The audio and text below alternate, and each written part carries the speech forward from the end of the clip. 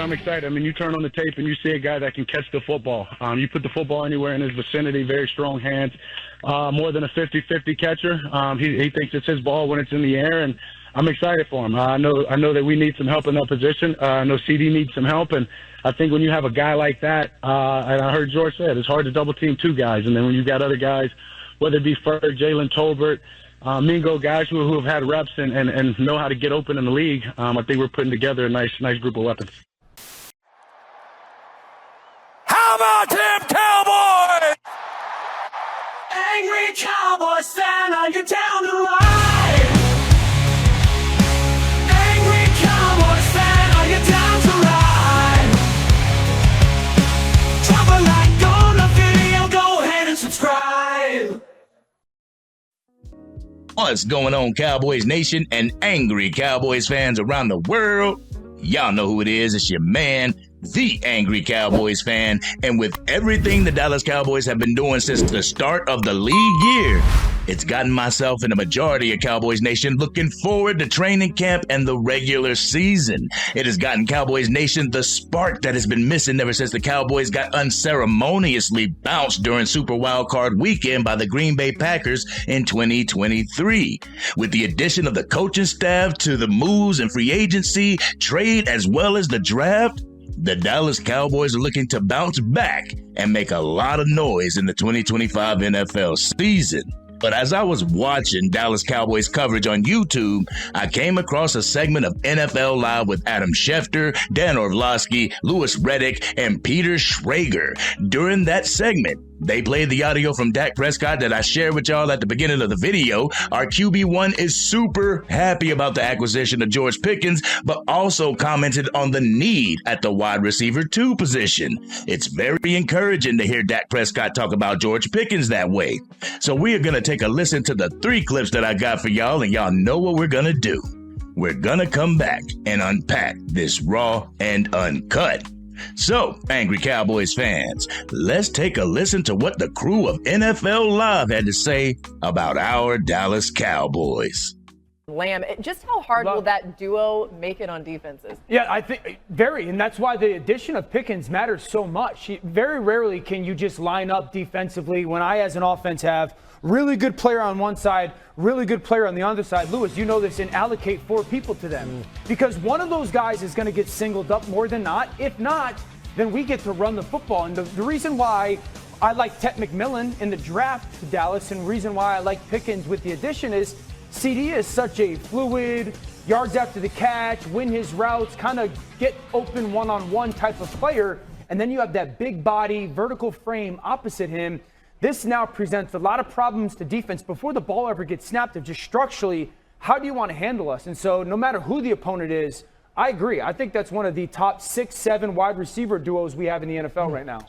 Cowboys Nation, I believe the duo of CeeDee Lamb and George Pickens will make it extremely hard on opposing defensive coordinators. They will have to go into the game against the Dallas Cowboys picking their poison. If you want to roll coverage over the CeeDee Lamb side, you're going to get burnt by George Pickens. If you stack the box and you leave both of them one-on-one, both receivers are going to be able to beat their matchups. It's truly a pick your poison type of scenario, Cowboys Nation, something that the Dallas Cowboys have been missing ever since Amari Cooper was traded to the Cleveland Browns. But quickly jumping into the second clip that I got for y'all, Louis Riddick breaks down what is going to be the key to the Dallas Cowboys' success this year. So let's go ahead and take a listen so we can come back and talk about it. Roll the clip.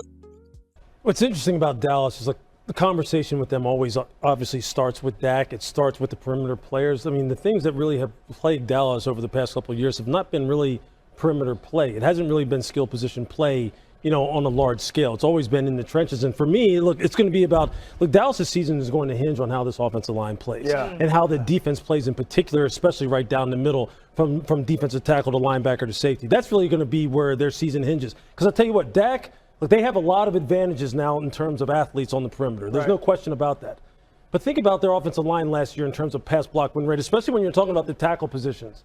Look, Dak is now coming off of an injury. He's had 2 significant lower leg injuries now between his hamstring and his lower leg.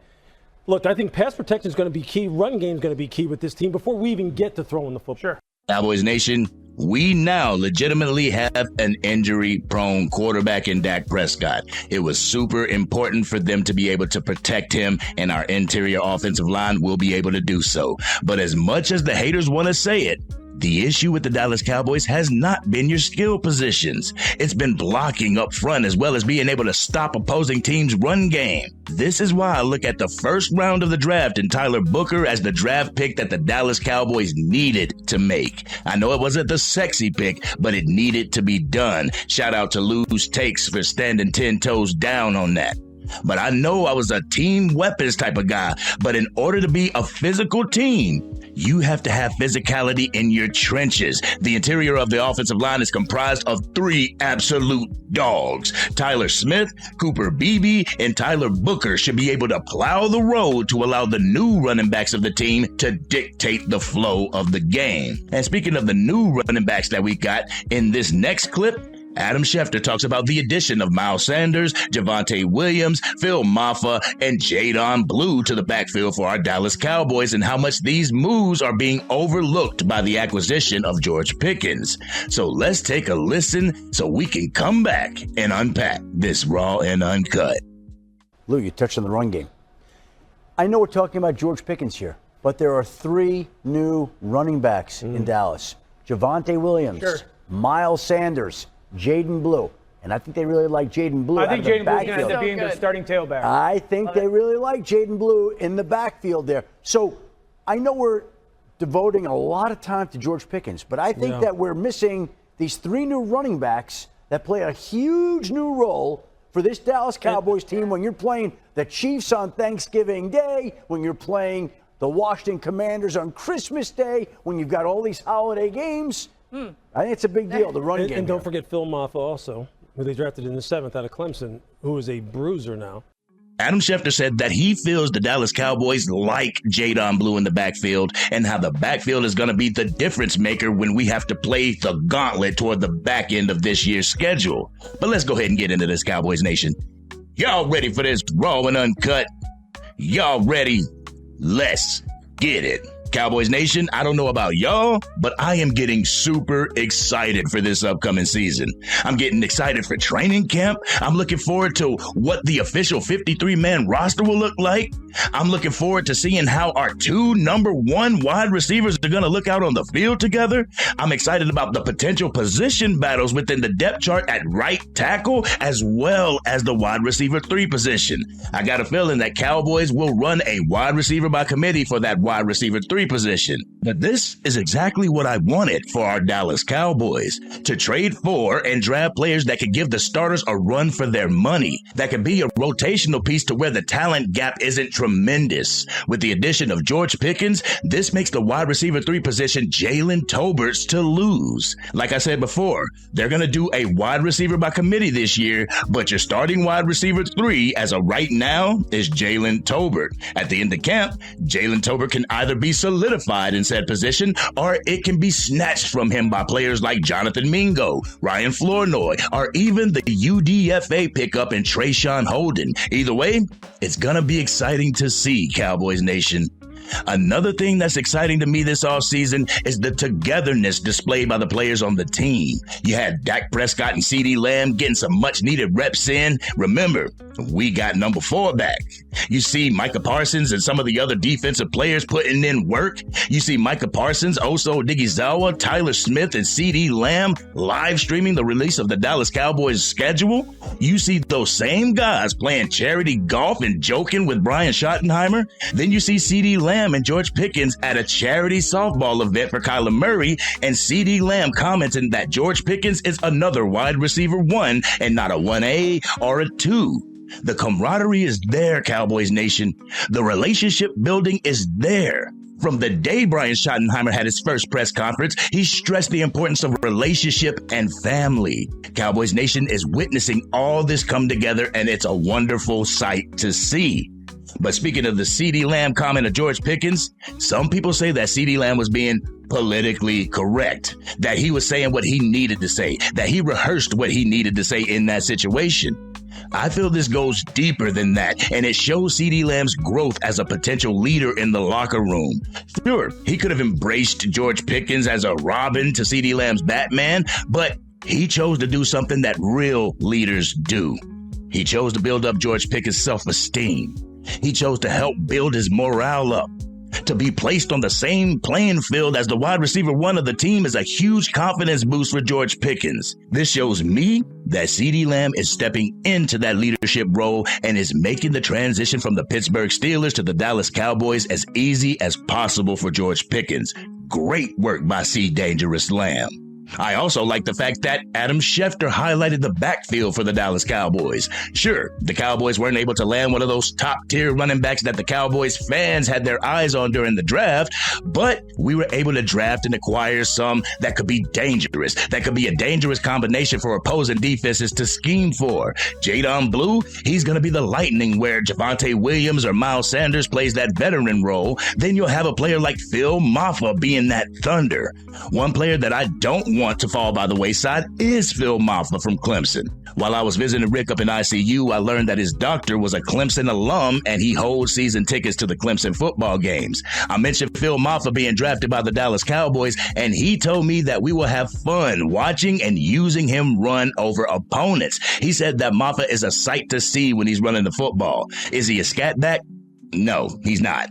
But he will get those dirty yards, and he will be a battering ram at the goal line. He will be a tenderizer for the opposing defensive front. With the interior of our offensive line and a pair of running backs that can gash and run people over, this is yet another testament to Brian Schottenheimer's philosophy coming to life. This is another testament to physicality being a focal point for this iteration of our Dallas Cowboys. But Cowboys Nation, I am so eager to see what the Dallas Cowboys have to offer this year. Our skill positions being healthy and coming back, some of our guys coming back from injury, I feel the Dallas Cowboys are going to be much better than some have given the Dallas Cowboys credit of being. But hey, continue to count us out. Continue to think that the Cowboys are going to be an 8 or a 9-win team. We can be the underdogs of the league. I'm perfectly fine with this. But don't be that fan to doubt our Dallas Cowboys, then jump on the bandwagon when the Dallas Cowboys come out of the gate firing on all cylinders. Have that same energy for the team that you had before the draft and watch our Dallas Cowboys make steps towards something great. But this has been your man, the Angry Cowboys Fan. Cowboys Nation, how do you feel about the offseason that our Dallas Cowboys have had thus far? Are you starting to drink the Kool-Aid? Because I know I damn sure am, but y'all know how we do it. We always talk about it in the comments section. But if you're digging this content and want to help the Angry Cowboys Fan reach its goal of 10,000 subscribers, drop a like on this video and please share it with anybody that you know is a Dallas Cowboys fan. If you are DC for life and you see everything Brian Schottenheimer has spoken about bringing to this team coming to fruition, hit that subscribe button. Hit the bell to be notified whenever I go live, release a video, podcast episode, film breakdown, or Madden 25 or College Football 25 gameplay. Cowboys Nation, don't let anyone talk you out of representing your team with pride. We are Cowboys Nation, and I'll be damned if I let somebody talk me out of my position when it comes to our team. I've supported the players for over 34 years, and I'll be damned if I'm going to let some pessimistic side of Cowboys Nation or any other fan base rain on my parade. I got my cup of Kool-Aid ready, and I have started sipping. And by the way, Cowboys Nation, I have another video that I'm going to be releasing soon. I kind of feel like this contract cycle may be the last dance for Dak Prescott and the Dak Prescott-led Dallas Cowboys. So make sure you have your notifications turned on so you don't miss that video. But this has been your man, the Angry Cowboys Fan, and I'm out.